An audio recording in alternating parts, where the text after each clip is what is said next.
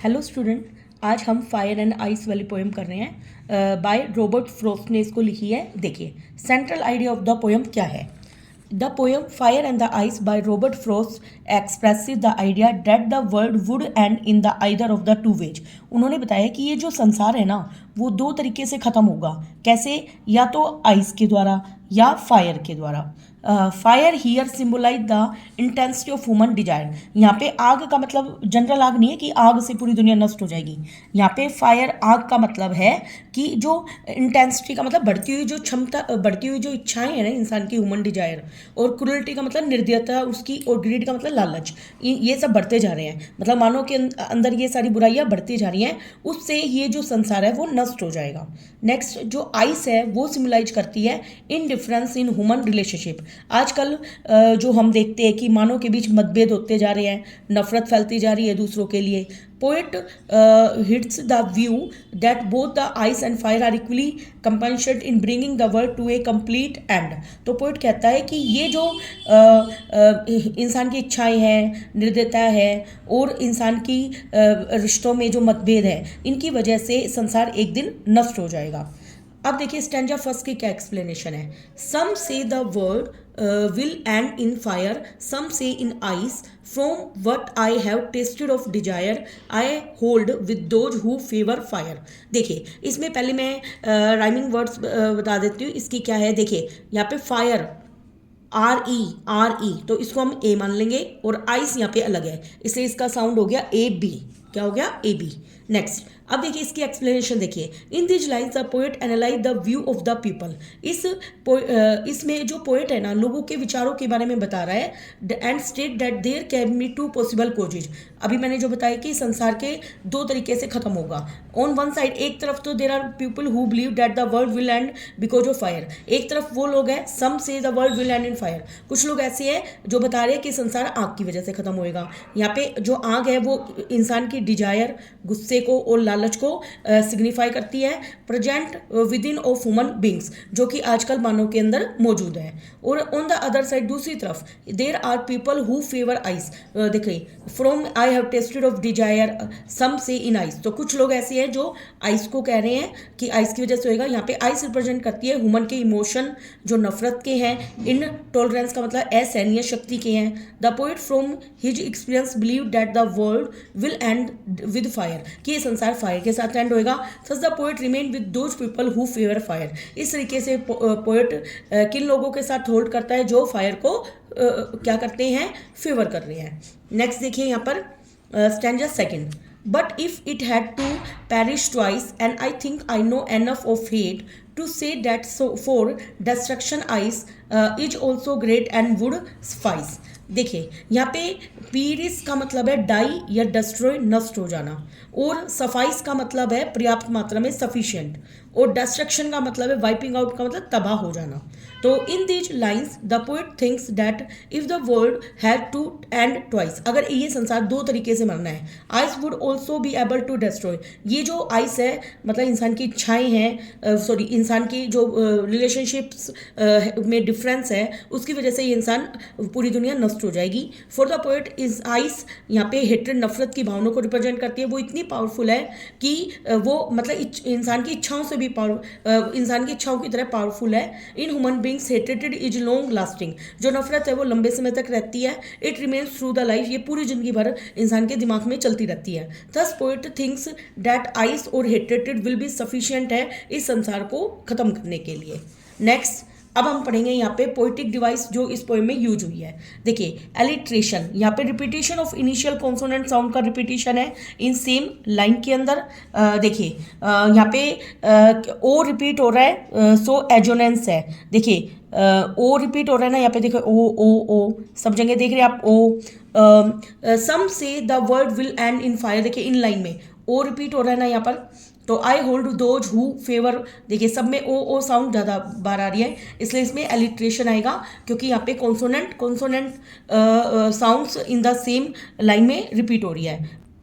देखिए इसमें एजोनेंस क्यों है, क्योंकि देखिए यहाँ पे ओ ओ ओ, सेम लाइन में ये रिपीट है। और एलिट्रेशन अलग होता है। इसमें क्या होता है, देखिए सम say S S same repeat हो रहा है ना कॉन्सोनेंट, सम say S S same repeat हो रहा है, इसलिए इसमें एलिट्रेशन है। वो पहले वाला थोड़ा सा मिस्टेक हो गई।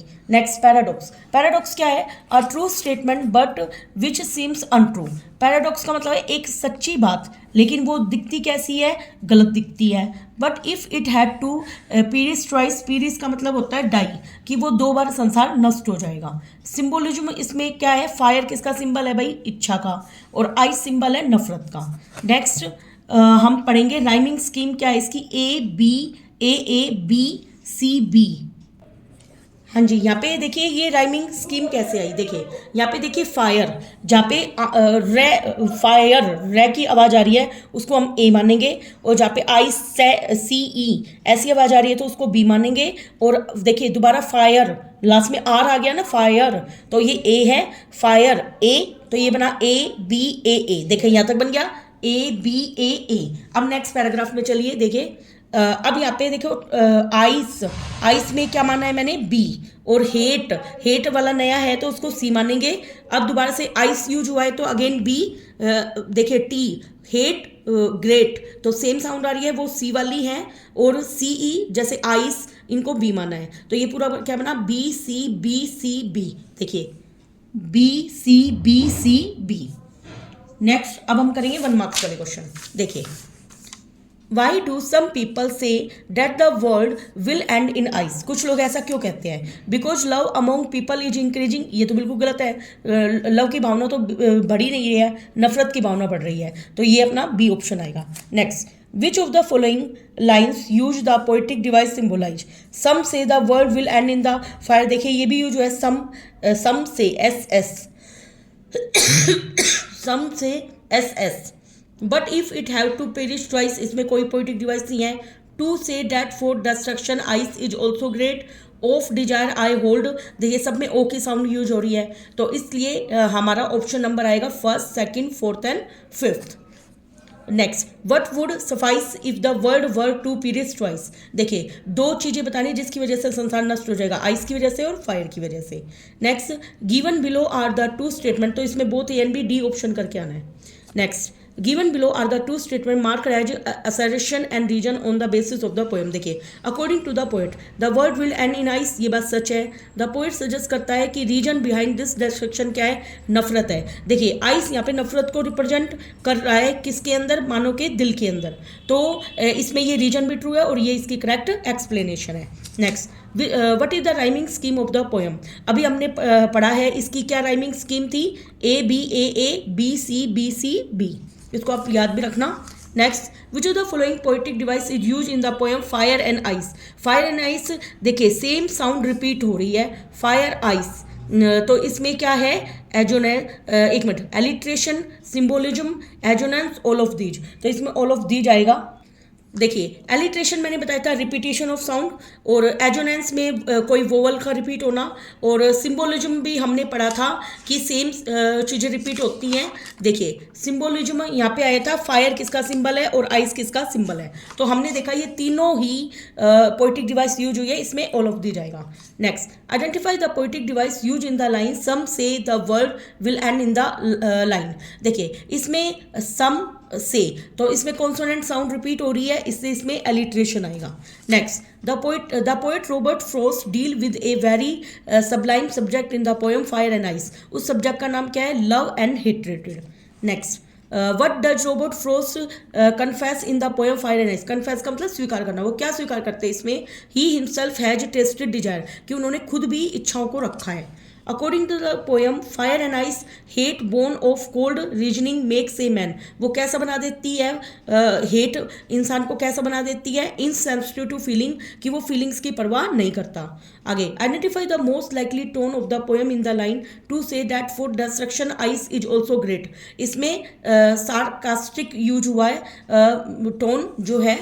Next, why does the poet hold with those who favour fire, उसको क्यों होल्ड करता है, बिकॉज द लालच जो है फॉर मेटेरियल थिंग्स, आप जानते हैं वो बढ़ता जा रहा है, इंसान मतलब पदार्थों की तरफ ज़्यादा जा रहा है, भाग रहा है, जैसे मनी ज़्यादा कमाना है, ज़्यादा भाई ऐशो आराम चाहिए, घूमना ज़्यादा है, और मतलब बड़ा घर चाहिए, इस तरह की मेटल थिंग्स की तरफ वो ज़्यादा जा रहा है. Which option correctly replace the underline phrase in the given line from the fire and the ice.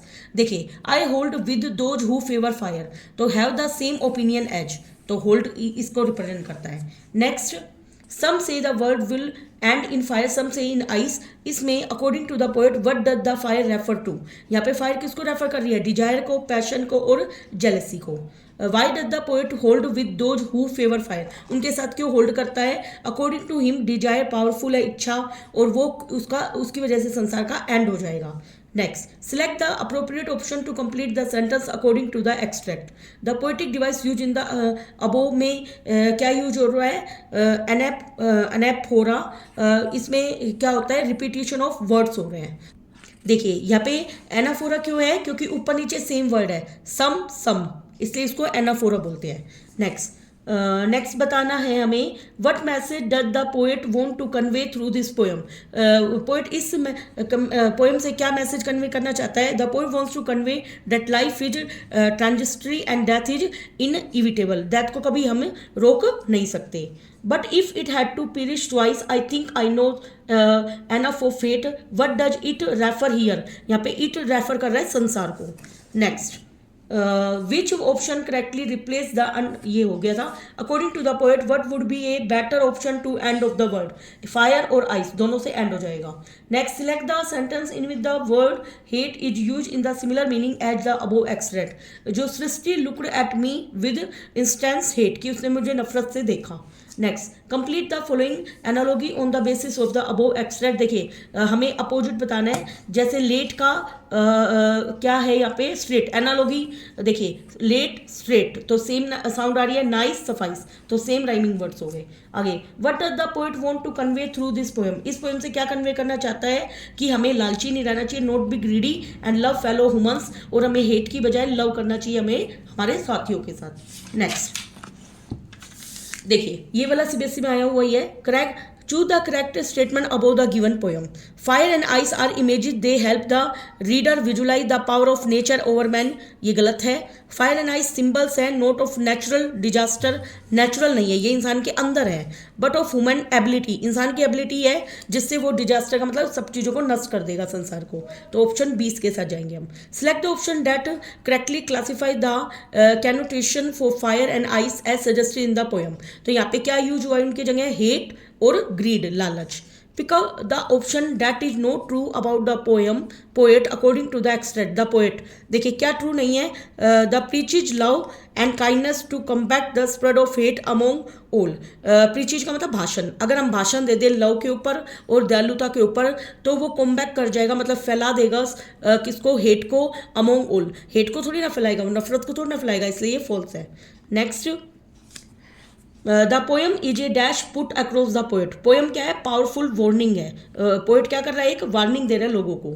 Next, identify the most likely tone of the poem to say that for destruction ice is also great. ये भी sarcastic है यहाँ पर. Next देखिए, अब हम यहाँ पे करेंगे सीबीएसई के आए हुए question. Write down the two different view about the end of the word. देखिए, दो अलग अलग व्यू क्या है? दो डिफरेंट व्यू हैं एंड में. कुछ पीपल कहते हैं कि एंड हो जाएगा फायर के साथ. फायर यहाँ पे रिप्रेजेंट करती है पैशन को और डिजायर को. इन कॉन्ट्रास्ट इसके अपोजिट फायर, कुछ लोग बिलीव करते हैं कि वो एंड हो जाएगी आइस से. आइस यहाँ पे रिप्रेजेंट करती है हेट्रेटेड और इनसेंसिटिविटी को. Next, briefly right about the ideas about how the world will and. इसमें भी हम बेटा यही करके आ सकते हैं जो सेम आंसर है. ठीक है. Next, to say that for destruction ice is also great for the poet. What does ice stand for? अभी मैंने बताया था आइस यहाँ पे किसका सिम्बलाइज है? हेट्रेटेड और इंडिफरेंस का. वैन डिजायर कंज्यूम, जब इच्छाएं पूरी हो जाती हैं. Hatred can linger stay in one's mind, तो नफरत की भावना एक के दिमाग में आ जाती है. Hurt for a long time, और दिल में उसके बनी रहती है. Leading to fury and cruelty, फिर वो निर्दयी बन जाता है. वन बिकम्स हार्ड हर्टेड, फिर वो कठोर दिल वाला बन जाता है और इनसेंसिटिव बन जाता है और दूसरों की फीलिंग की कोई परवाह नहीं करता। Which age old question does the poem revolve around, किसके अबाउट रिवॉल्व करते हैं यहाँ पे? The poem revolve around the age old question of whether the world will end in fire, कि ये संसार फायर से एंड होगा या आइस से। ये सिमिलर है अनदर एज ओल्ड क्वेश्चन से, whether it will be preferable to freeze to death, कि वो मर जाएंगे एंड बर्न टू डेथ, और उनको जला दिया जाएगा।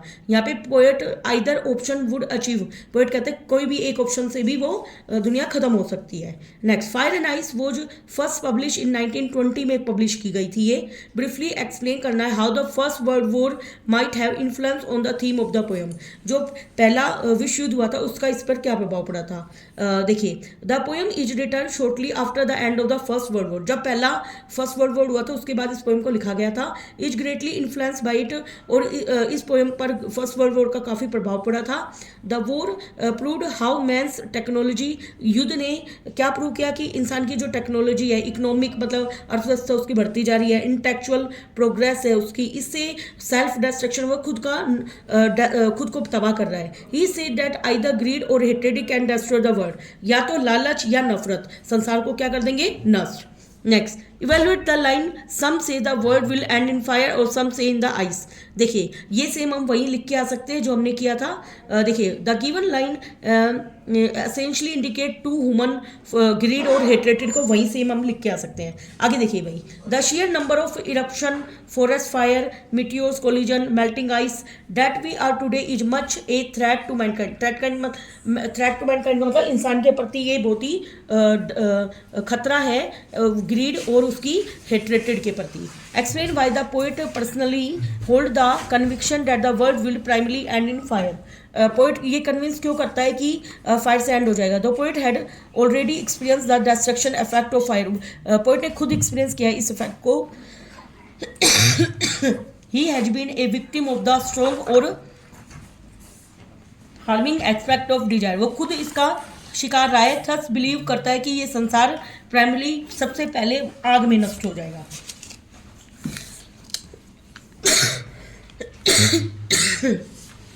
Discuss how extreme behaviour can hasten the end of world with respect to fire and ice. देखिए, इसमें हम पूरी समरी लिख के आ सकते हैं क्वेश्चन की, जो भी हमने पोएम पढ़ी है उसकी समरी लिख सकते हो आप यहाँ पे।